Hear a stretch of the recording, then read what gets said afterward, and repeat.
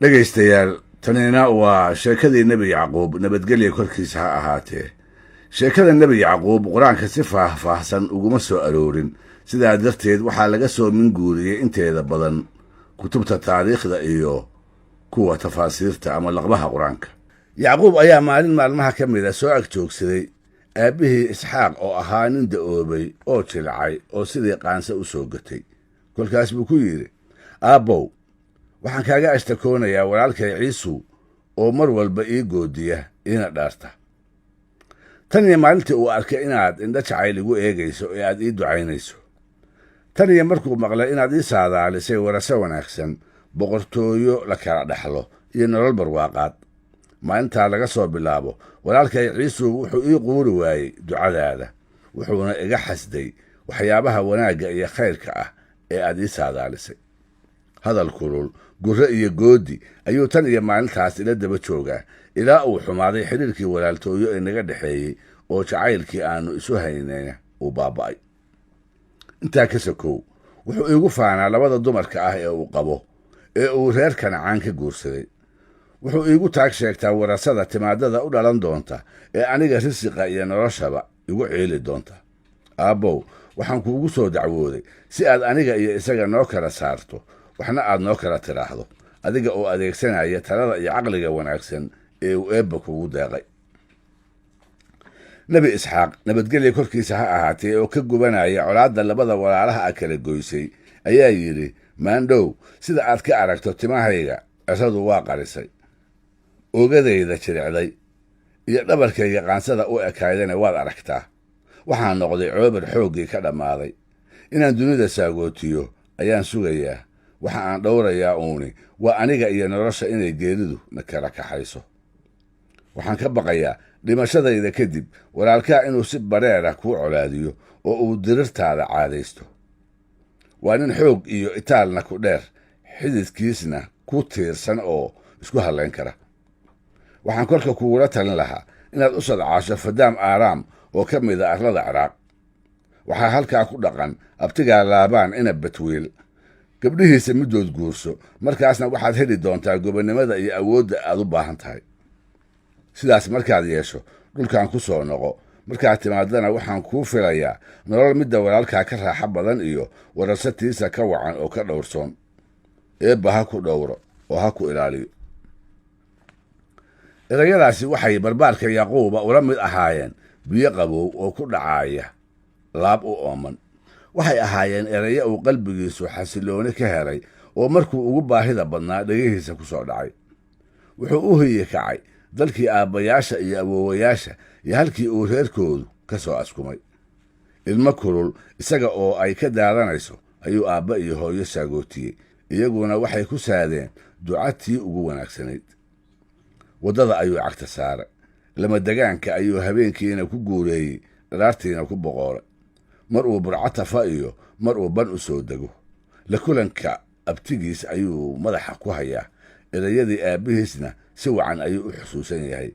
daryeelka eebbana waa ku laran yahay. mar alla markuu daalo oo xagluhu ay dabcaanba waxa uu xusuustaa arrinta uu u socdo iyo rajada wacan ee uu ka qabo wanaagga ku soo fool leh. markaas bay tabar cusubi soo gashaa oo arlada kala fogi ay u soo gaabataa. dharaarihii uu sodcaalka ku jiray dharaar ka mida kasa duwan ayaa la soo gaaray.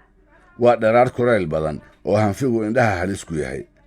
qorraxda ayaa fallaadhaheeda dabka ah si toos ah dhulka ugu soo ganaysa. kolkaas buu yacquub socodkii tahli waayey. dhulkii baa ku fogaaday. hareerihiisa ayuu eegay.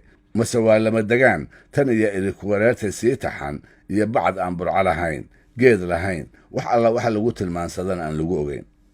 quus baa taabatay. daalkii baa xubnaha oogadiisa taag oo idil kala tegey. ma socotaa, ma noqotaa, dhibta ma u adkaysataa si aad u hesho xoog iyo cid berri ka maalin kuu cudud noqota, mase waad iska daysaa oo sodcaalkan dheer ee dhibta badan waad isaga laabataa. isagoo sidaas iskula hadlaaya oo su'aalihiisa jawaab sugan ula ayaa waxaa u muuqday dhagax dhadhaab ah oo hoos leh. wuu ku leexday si uu cabbaar ugu nasto oo ay caguhu ugu qaboobaan. markuu ku tiirsadayba intuu lulmooday ayuu gam'ay. intii uu hurdada ku jiray ayuu ku riyooday riyo wacan oo ay naftiisu ku faaraxday rajo weynina ay ku soo gashay.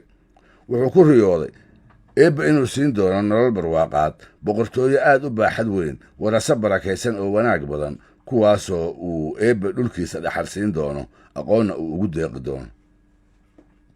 isagoo faraxsan oo quustii ka ba'day, rajo fiicanina ay qalbigiisa buuxisay, ayuu hurdadii ka toosay. wuxuu u qaatay riyadaasi inay tahay saadaashii aabbihiis mid sii adkaynaysa oo hirgelidda himiladiisana sii rumaynaysa.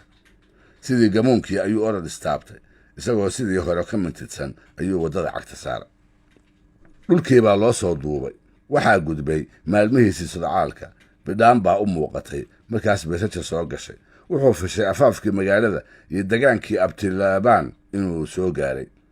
tallaabada ayuu hoos ka boobay, wuxuuna isgeliyey xoog cusub. cabbaar yar kadibba wuxuu ogaaday inaan dadaalkiisii khasaare ahayn, himiladiisiina aanay meel cidla ah ku dhicin.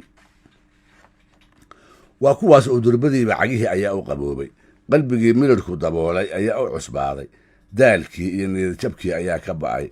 mar kale ayay naftiisii raaxa dareentay. waxaa u muuqda aryihii, shimbirihii iyo dhirtii. waxaaba dhegihiisa ku soo dhacaya arijirtii iyo carruurihii oo heesaaya.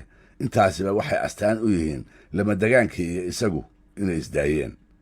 waxa uu haatan ku sugan yahay dhulkii ibraahim iyo halkii ay caqiidadiisu ka soo fuftay.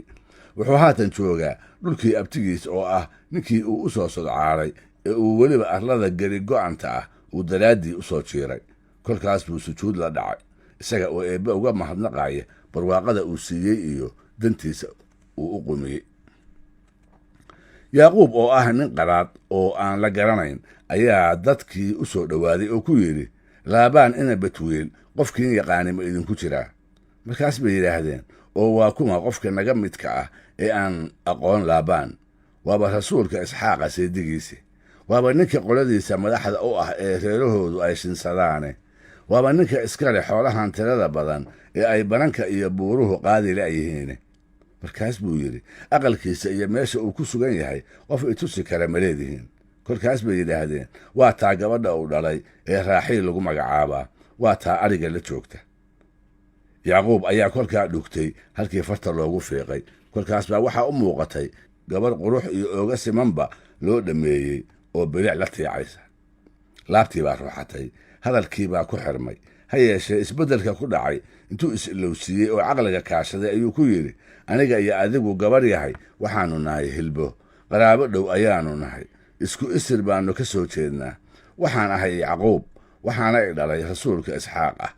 hooyaday waa rifqa, awowgaa batuuk ayaana dhalay. arlada reer kancaan ayaan ka imi. lamadegaanka dubka dhalaaliya ee cagaha ka dhiigeeya waxaan u soo jiiray inaan laabaan la kulmo. waxaana ula socdaa arrin culus iyo xaajo aan fududay.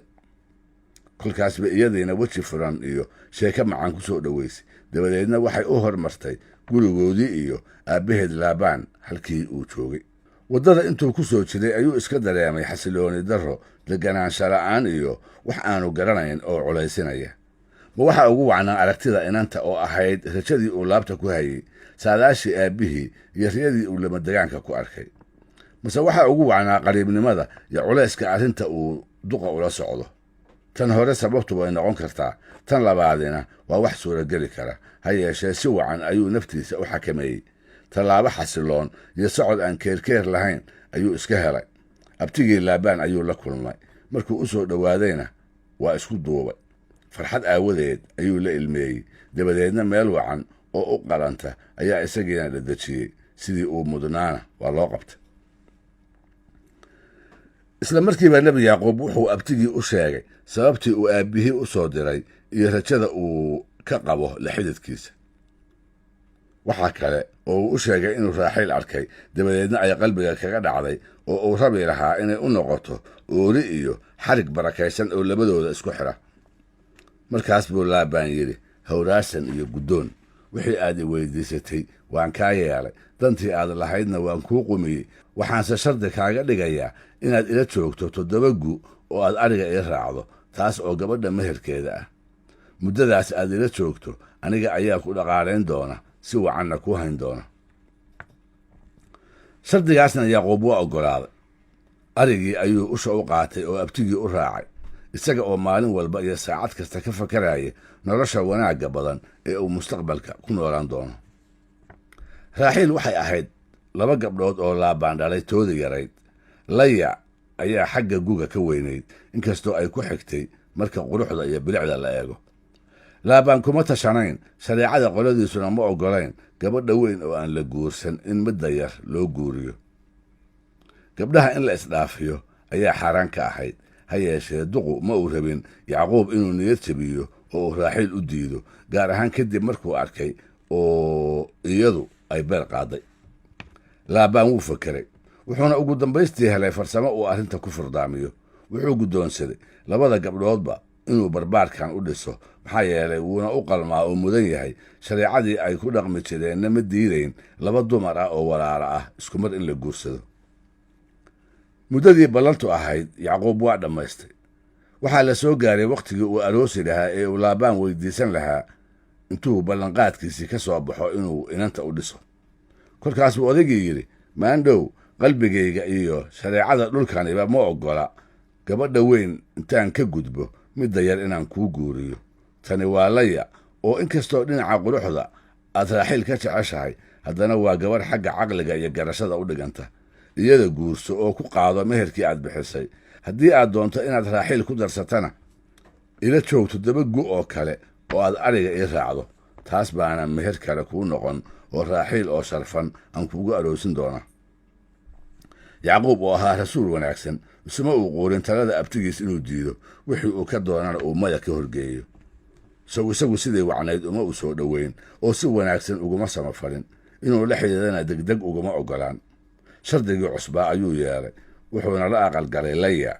7 sano oo kale markii ay ka soo wareegtayna Raaxiil ayuu guursaday.